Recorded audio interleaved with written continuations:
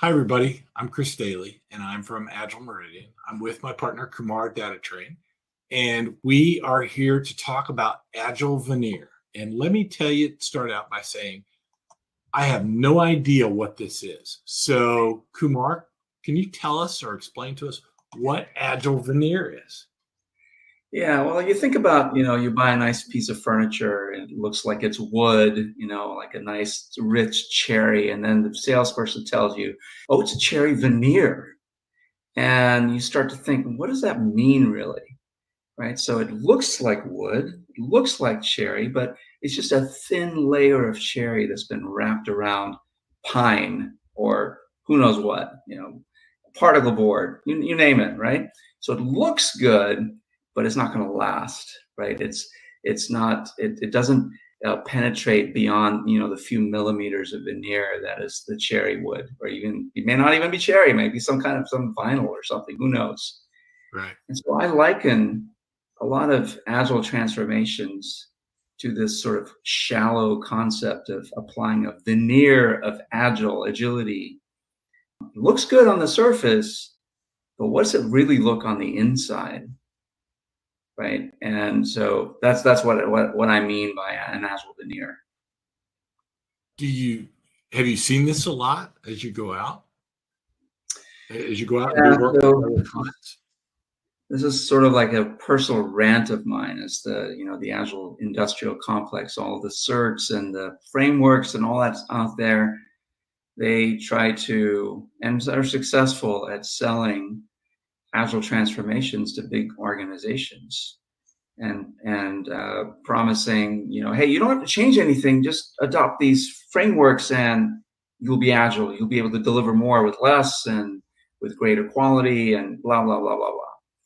And there are some lots of coaches out there that are very good and very well intentioned, and they've kind of bought into this mindset that all you have to do is install this framework. I won't mention any frameworks in this talk, and it will solve your problems. And so what happens is that the framework gets installed without really any support from leadership, except that, well, they're writing the check, they sign off, they say, yeah, let's do this.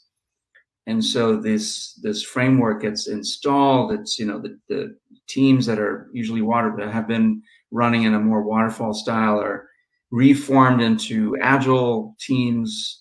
They go through training. Lots of money is spent on certifications, so they get certified in Scrum or Kanban or whatever, right? And it's some fundamental course. And product managers and product owners are minted. They go through a course. Scrum masters are minted. Usually comes from the project management ranks, right? And all these people are now working in this new configuration, right? Agile configuration. And they're asked to deliver every 2 weeks, right? Scrum is an iterative process every 2 to 3 weeks.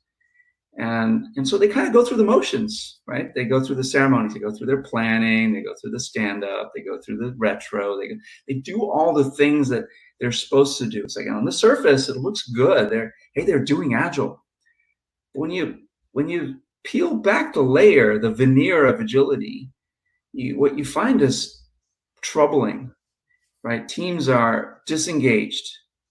Attrition is fairly high. This is from my experience. I don't have anything but my experience to speak from, but attrition is fairly high. Developers they hate it because they're not given the freedom and creativity to experiment, to understand, to discover the requirements, because they're on a 2-week time crunch. Every 2 weeks, we've got to deliver something.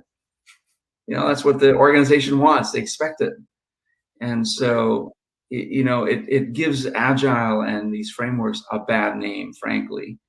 And it's horrible to see, because the values and principles in Agile are not about this. Well, that's a good segue into our next. Why is it that the Agile values, why are they important, and what is missing in these when we go and we see these big transformations, right? What's missing? I think that when leadership isn't part of the solution. I mean, besides writing the check, that's the biggest thing that's missing. I believe in sort of this notion or idea of a steel thread that cuts through the organization from the highest, as high as you can get to leader, that is part of a steel thread, if you will, right? Wound tightly together, that they're trying to do something that's a little different from the rest of the organization. So I borrow this term called the steel thread term from Peter Merrill, the founder of Xscale.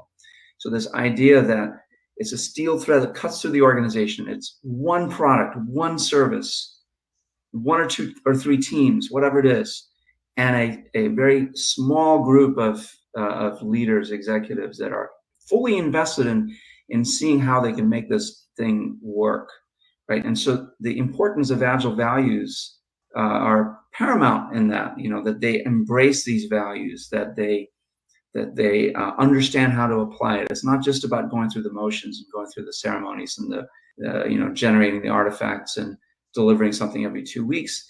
It's about the business value, right? It's about delivering something of value to the customer. And so this idea, this notion of a steel thread that cuts across the organization, and you're organizing people, the number of people that you need to deliver something, and everyone's bought in.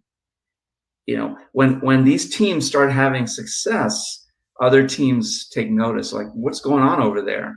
What are these guys doing over in this area? How can we emulate it?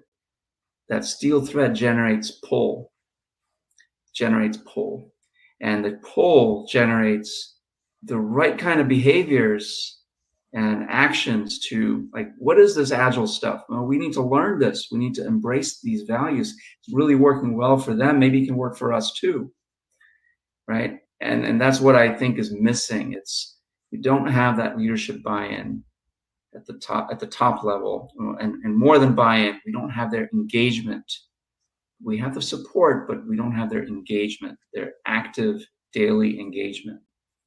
Are you talking about, I'm sorry to interrupt, but are you talking about culture too? How does culture play in this? Yeah, I mean, I think that it does. You have to change climate before you can change culture.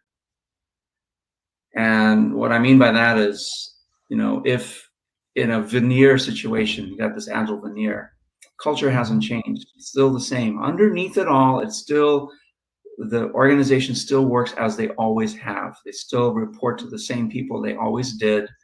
They still report the same things to the same people that they always did, in the same format that they always did. And so you almost have this I'm going to say it, dual operating system, except now you have to generate two sets of reports, right? One that people are used to, all the standard red, blue, green metrics, right? The watermelon metrics. It's green until it's not, until you cut in the middle and it's, oh my God, we're late, right?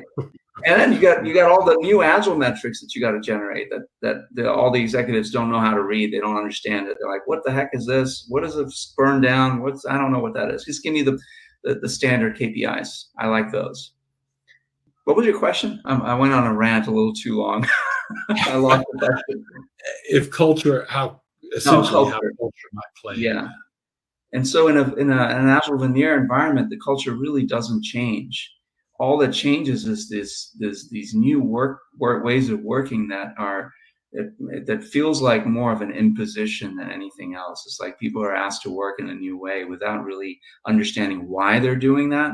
And there's no real clear benefit to the organization, right? The work still works, takes as long as it ever did. It's still the same number of defects, because nothing's really changed except kind of rearrange the chairs on the deck, Yep.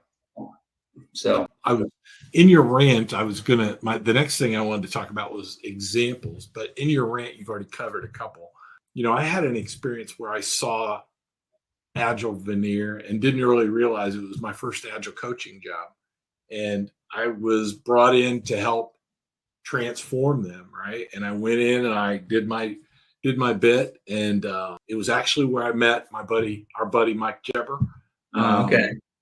And when I as it turned out, I left after a couple of years. Mike left a year and a half after I got there or so. And, within 6 months of us leaving, everybody that was working with us was back to the old way of working. Right? Yeah. And it was pretty, and that was an example of veneer. As soon as they peeled back, as soon as we were gone, that veneer was peeled back and they were back to, using your example, they were back to particle board. Yeah. Do you have some examples, right? Yeah, many. I won't mention any names, but certainly organizations where I worked, it's a little depressing actually that I can count on one hand the number of successful transformations I've been a part of. But there's been many more unsuccessful transformations. So I think that in some ways we need to disrupt this whole transformation notion, disrupt it, and think about how can we avoid Agile Veneer, right? I mean, one of the clients I'm supporting now, I feel like they're headed that way. They're very focused on the nuts and bolts and making sure they do things right and all of that. But at the end of the day, it's about what you deliver to the customer and how well you deliver it. And that's what Agile is supposed to be about. It's supposed to be improving your ability to respond to market changes, improving your ability to adapt and be agile and be nimble. And the organizations that are engaged in what I call a veneer transformation, they may not realize it, but that's what it is. It's just a surface. It's a very shallow application of Agile on some parts of the organization. It doesn't permeate to change really how the organization is structured. Ultimately, the successful transformations are those where the core structure of the organization changes in some meaningful way to allow learning to flow through the organization, to allow innovation to flow through the organization, to reduce the distance between the doers and the leaders, right? So what I mean by that is if I have a problem and I have to wait a month before I get approval to change something so that my problem goes away, that's a real issue. That's a real bottleneck. Right. And so the reason is because there's a large distance between me and the person that makes a decision. It has to go through a chain all the way up, and then it has to come down the chain all the way back down to me, right, where I can make that change. So we want to reduce that distance between the doers and the leaders so that decisions can be made fast. And I know we covered this in another video, right, about, I forget what we called it, but moving the decisions to the people that are best equipped to make them, right? That should be a consequence of an Agile transformation, but rarely is it a consequence as part of a veneer transformation, because again, it only goes skin deep.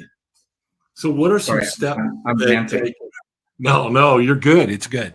I just clicked a little bit quick. So what are some steps that we can take to prevent us from, running into where our organization is being Agile Veneer? Yeah, I think as coaches, as consultants, I think we need to be very mindful of the clients we support. It's hard to do this, of course, right? Because we're here to pay our bills and blah, blah, blah, all that stuff.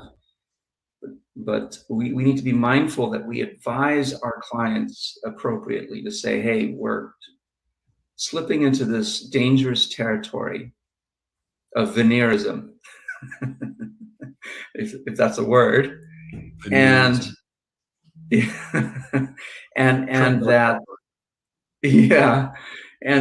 that we need your engagement as leaders to lead this transformation. We want to, as coaches and consultants, equip leaders to be better stewards of agile and agility in their organizations.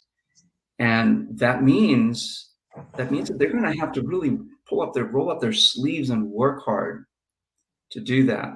And so the first step, in my opinion, is identifying the leaders that will pull the transformation with them.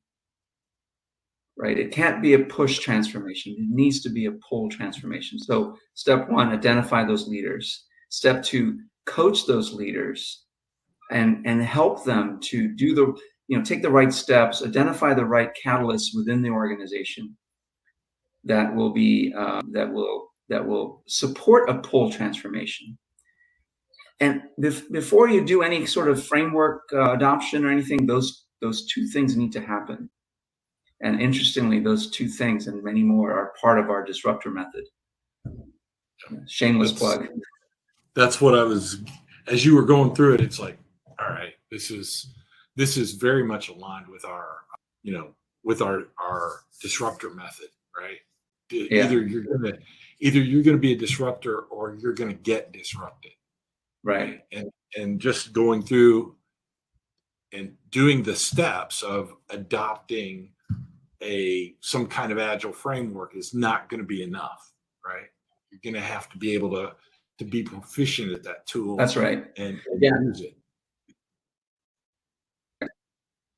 And I think depending on what role you play, if you're a product owner or a product manager, or in a company, it's important in there that and you are a product person, then it's to go below the surface and really examine what are the values that you're trying to promote here with your teams. How can your teams closer to your customer so that they understand what it is your customer wants and needs. If you're a Scrum Master, same thing. It's go below the surface and really help your team understand the importance and why you do these ceremonies. Why do you do a stand-up? It's about sharing knowledge more than it is about a status meeting. And so every role has a part to play in this, avoiding the veneer. That's good. Well, any closing thoughts from you? I mean, I could rant all day about this. As you can tell, I'm really passionate about this stuff, and I really hope that, at the work that we do as coaches, for it to have meaning, I want to be able to walk away from a client knowing that they have